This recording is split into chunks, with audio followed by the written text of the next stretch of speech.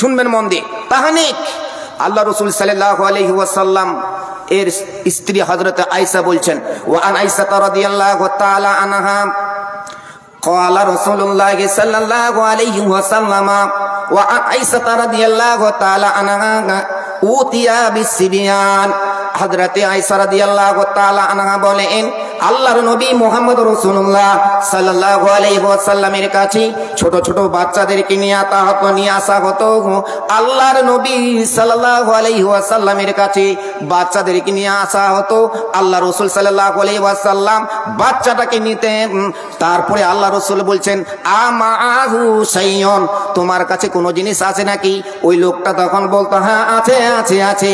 তখন আল্লাহর নবী বলছেন, কি আছে বলো? বলে আত্মামার, আমার কাছে খেজুর আছে।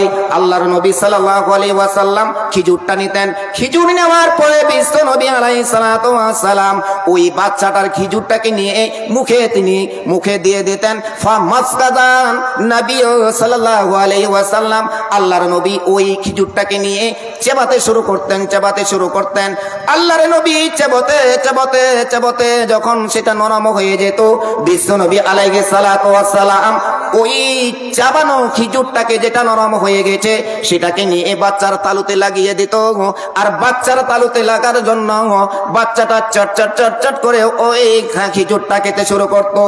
এমনি করে যখন খেজুরটা খায়, আল্লাহ রাসূল এইটুকু করার পরে ফাবারাকা আলাইহা, তারপরে বাচ্চাটার উপরে এমনি করে মাথায় তার হাত রাখতো আর মাথায় হাত রেখে বরকতের দোয়া তার জন্য করতেন। এই তোমরা ডিস্টার্ব দিচ্ছ লোকগুলোকে, সেলিম বসে যাও তো। কি হচ্ছে? এটাকে বলা হয় তাহানিক। কথা বুঝতে পারছেন? বাচ্চা জন্মানোর পরেই 2 দিন বা 3 দিন পর বা 1 দিন পর মায়ের দুধ খাওয়া অবস্থায় 1 দিন 2 দিন হয়ে গেল, এর মধ্যে বাচ্চাটাকে 2 দিনও যদি না পারি, 4 দিনও যদি না পারি, 6 দিনও যদি না পারি, নার্সিং হোম থেকে নিয়ে আসার পরে গ্রামে যেটাকে মনে করেন আল্লাহওয়ালা, খাস আল্লাহওয়ালা ব্যক্তি, সঠিক ব্যক্তি মনে হয়, ওই ব্যক্তিকে বাড়িতে ডেকে নিয়ে আসুন। তার হাতে একটা খেজুর দিন, আর খেজুর দিয়ে ও চাবিয়ে বাচ্চাটার তালুতে লাগিয়ে দিবে। ফাবারাকাহু, তারপরে ওই বাচ্চাটার মাথায় হাত রাখিয়ে তার জন্য দোয়া করবে। ভাই আমার, এটাকে বলা হয় তাহানিক। পরিষ্কার হাদিসের ভাষায় তাহানিক বলা হয়। এটা হলো একটা খুব গুরুত্বপূর্ণ সুন্নত। এইটা করা হয় কেন? আল্লাহ রাসূল সাল্লাল্লাহু আলাইহি ওয়াসাল্লামের জামানাতে এজন্যই করা হতো যে আল্লাহ রাসূলের দাহানে মুবারক থুথু, যেটা তার মুখে হলে তো থুথু হবে কি না? হবে না, একটা রস হবে তো। ওই রসটা ওই ছেলেটার মুখে যেত, আর এই রস ওর মুখে যাওয়ার কারণে, এর দোয়ার বা দৌলতে, এর ইলমিয়াতের কারণে, এর পরহেজগারিতার জন্য ওই বাচ্চাটাও ওর মতো হবে, পরহেজগার হবে, আল্লাহওয়ালা হবে। এটা করা হয়। কেউ করেছি? কেউ করে নাই। মা বোন আপনারা করেছেন? এটা কেউ করে নাই। তাহলে যদি না করেছি, এটা করতে হবে। এটা সুন্নত। আমল চালু করুন, আমল করতে হবে, এরপর থেকে আমল করতে হবে। যারই বাচ্চা হোক, মাদের আজান শিখতে হবে। আপনারা আজান শিখেন নাই? আজান যখনই শুনবেন, আজান শোনার পরে শিখবেন যে আল্লাহু আকবার, আল্লাহু আকবার, লা ইলাহা ইল্লাল্লাহ, আল্লাহু আকবার, আল্লাহু আকবার, এভাবে বলতে বলতে টোটাল আজান আপনার ছেলের কানে আপনি দেওয়ার চেষ্টা করবেন। হ্যাঁ, আপনারা তো কেউ, আমাদের মহিলারা যারা কিছু নার্স, কিছু মাসি আছে গ্রামও, দায়ী যাদেরকে বলা হয়, ওই দায়ীগুলো সঙ্গে যায়। অথবা যদি আপনার বোন কিংবা বেটি হয়, আপনি সঙ্গে যাবেন, মাসিকে বলবেন যে আমি এইভাবে বাচ্চাটাকে সেটা করব। ইনশাল্লাহ করা হবে। এটা মনে রাখেন। এটা হলো মা বাবার কর্তব্য। করি নাই, যার জন্য ভুল হচ্ছে, যার জন্য আমার ছেলে আজকে এত পিচাস বান্দরের মতো দৌড়ে বেড়াচ্ছে। বুঝলেন কিনা? এর পিছনে কারণ আছে ভাই, এমনি না। খালি আমরা গার্জেন হয়েছি, কর্তব্য বিমর নয়। তৃতীয় কথা, আল্লাহ রাসূল সাল্লাল্লাহু আলাইহি ওয়াসাল্লাম বললেন, নবী আলাইহিস সালাতু ওয়াস সালাম বলেন, কি বললেন? যখন তোমার বাচ্চা 7 দিন হয়ে যাবে, 7 দিন হওয়ার ফলে এবার তোমার বাচ্চাটা আকিকা করতে হবে। আর যখন আকিকা করবে, তখন তারপরে আর একটা বিষয় থাকলো, 7 দিনের মাথায় ওই বাচ্চাটার নাম তোমার রাখতে হবে। কুল্লু রাহিনুন, কুল্লু মাউলুদিন রাহিনুন আলা আকিকিহি, আল্লাহ রাসূল সাল্লাল্লাহু আলাইহি ওয়াসাল্লাম বলছেন, কুল্লু ওয়ালাদিন রাহিনুন আলা আকিকাতিহি, প্রত্যেক সন্তান আকিকার উপরে তারা গিরবি হয়ে থাকে আল্লাহ রাব্বুল ইজ্জাতের কাছে। এটা কি হয়ে থাকে? রাহিনা হয়ে থাকে, যেটাকে আমরা বন্ধক বলি। আপনার ছেলেটার যেদিন আপনি আকিকা দিলেন, আল্লাহর কাছে ছেলেটাকে বন্ধক রাখলেন। বন্ধক বুঝেন? বন্ধক বুঝি না আমরা? বন্ধন ব্যাংকের কথা বলছি না আমি। বন্ধন তো একটা আলাদা জিনিস চলছে, মাদের ছেলেদের সবাই বন্ধন, একটা লোন যেটাকে সুদে পরিণত চলছে। বন্ধন নয়, বন্ধক। বন্ধক মানে হলো যেটাকে বলছি এগ্রিমেন্ট। এগ্রিমেন্ট বুঝেছেন? এগ্রিমেন্ট, জমি এগ্রিমেন্ট নেই না, এগ্রিমেন্ট। তো এগ্রিমেন্ট মানে হলো এই যে আপনি আপনার সন্তানটাকে আকিকার মাধ্যম দিয়ে আল্লাহর কাছে বন্ধক রাখলেন। এইবার এই সন্তান কিয়ামতের মাঠে আপনাকে দেখে চিনতে পারবে।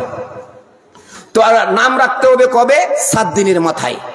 এবার যখন 7 দিনের মাথায় নাম রাখবেন, একটা জিনিস আবার ভুল হচ্ছে এখানে। এটা আমরা যদিও জানি বা করি না বা জানি না, সেটা কি? আল্লাহ রাসূল সাল্লাল্লাহু আলাইহি ওয়াসাল্লাম বলছেন, ওয়া আহরিকু ওয়া আমিতুল আসা, তোমরা কি করো? তোমরা যেদিন তোমার বাচ্চাটাকে আকিকা দিবে, সেদিন কি করবে? ওয়া আনিল গোলামে সাতাইন, ওয়া আনিল গোলামে সাতাইন, একটা সন্তানের জন্য 2টি ছাগল। কটি? 2টি, এটা করছি আমরা।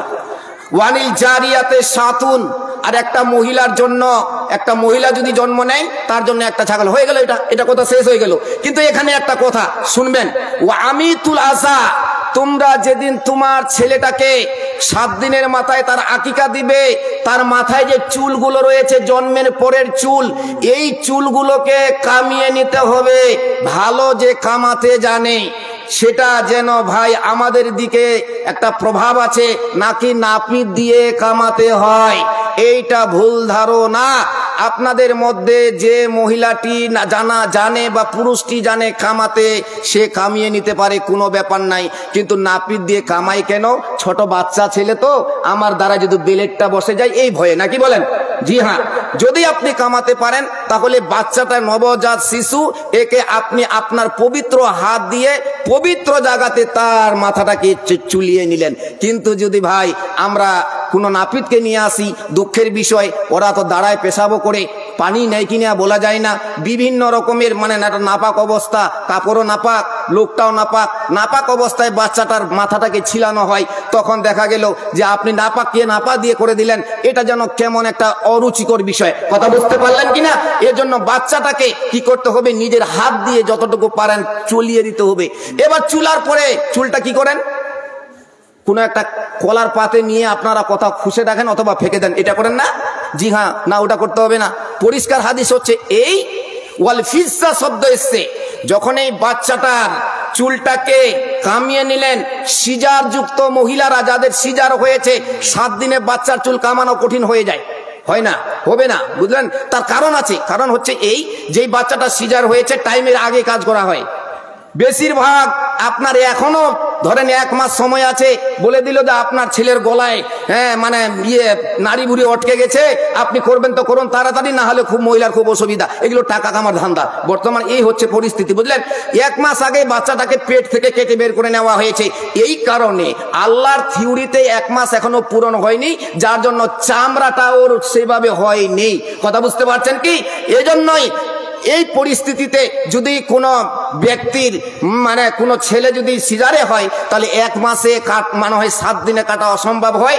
তো যেদিন আপনি কাটবেন সেদিন মনে রাখবেন, ওই চুলটাকে এক জায়গায় করে, একদিকে চুল আর একদিকে ফিজ্জা। ফিজ্জা মানে হলো রূপা, রূপা আর চুল দুইটাকে যাবেন সোনারের দোকানে, ওই চুলগুলো নিয়ে যাবেন। নিয়ে যাওয়ার পরে চুলটিকে একদিকে দিতে বলবেন আর একদিকে দিতে বলবেন আপনার রূপা।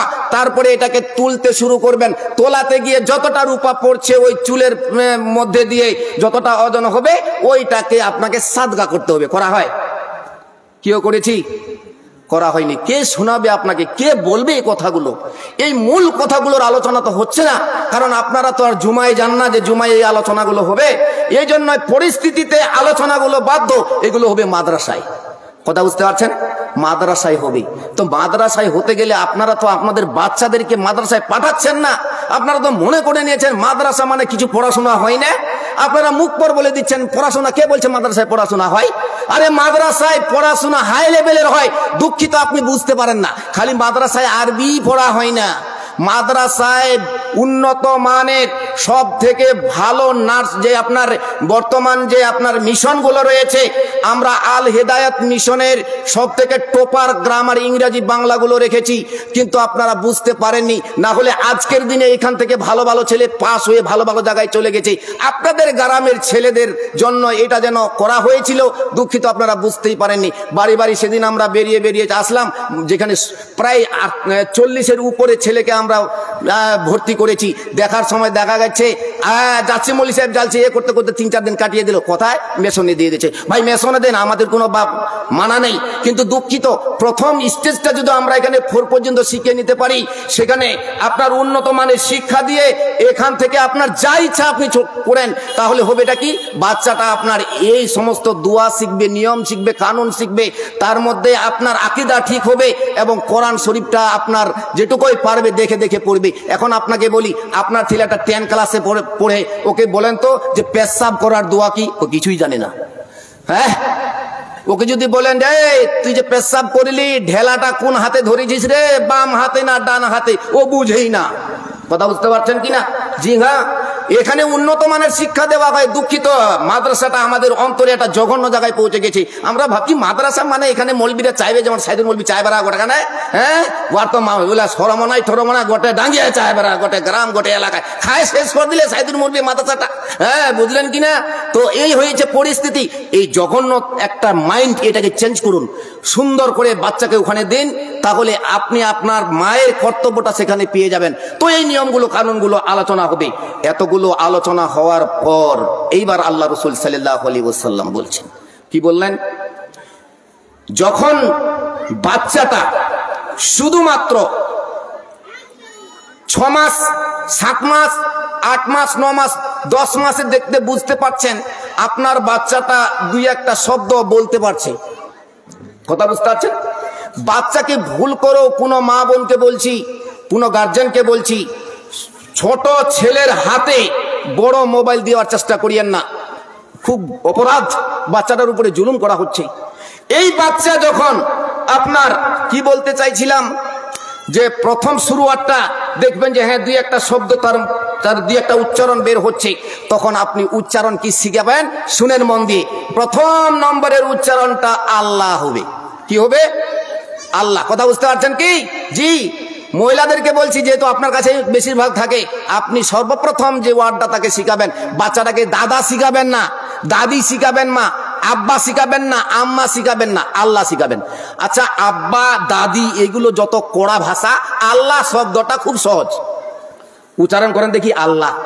আল্লাহ হচ্ছে না? আর যদি বলেন দাদি, ও আল্লাহ, কেরম টেরাটেরি দাদি, কিরকম কষ্ট মনে হয় না? তার থেকে আল্লাহ রাব্বুল ইজ্জাত এই রাসূল শিখিয়ে দিচ্ছেন আল্লাহ, এই শব্দকে শিখাও। যখন আল্লাহ শিখিয়ে নিবেন, প্রথম অবস্থাতে ও চিনতে পারবে সেই আল্লাহ। তারপরে আল্লাহ রাসূল সাল্লাল্লাহু আলাইহি ওয়াসাল্লাম এবার বলছেন কি, যে আপনার ছেলেটাকে আস্তে আস্তে করে তালিম দিতে শুরু করুন। তাকে আলিফ শিখান, বা শিখান, তা শিখান, কমপ্লিট। এবার সরিয় শিখান, সরেয়া শিখান, তারপরে ABCD শিখান। এ শিখতে শিখতে শিখতে শিখতে একটা পজিশন আসবে, তখন তার হাতে আস্তে আস্তে কেতাব ধরিয়ে দিন। কিন্তু দুঃখের বিষয়, আমরা যে কেতাবটা প্রথমে ধরিয়েছি, এতে আপেল, বিতে মৌমাছি, সিতে ক্যাট। এ মানে আপেল, আপেল খেতে মজা ভারী, বিতে বৌমাছি। হ্যাঁ, এই যে আমাদের বিষয়গুলো, আপনি প্রথমে ইংরেজ হয়ে গেছেন। ইংরেজ হওয়ার কারণে আপনার ছেলেটা বাংলাও বুঝে না, ইংরেজি বুঝে না, এর তখন টাঙ্গা ইংরেজ হয়েছে। বুঝলেন কিনা? তো একটা ঘটনা ছিল, ছোট্ট করে শেষ করে দিই। মাকে বলছে ছেলেটা ইংল্যান্ডে পাঠিয়ে দিয়েছে। তারপরে ইংল্যান্ড থেকেও তো ইংরাজি শিখতে দিয়েছিল, ওকে ইংরাজি ছাড়া কিছুই বুঝে না, বাংলা ভুলে গেছে। বুঝলেন, ছোট থেকে দিয়ে দিয়েছে। তখন ও বলছে, বাড়িতে এসছে, আসার বলছে মা গিভ মি ওয়াটার, মা গিভ মি ওয়াটার, মা মাদার গিভ মি ওয়াটার।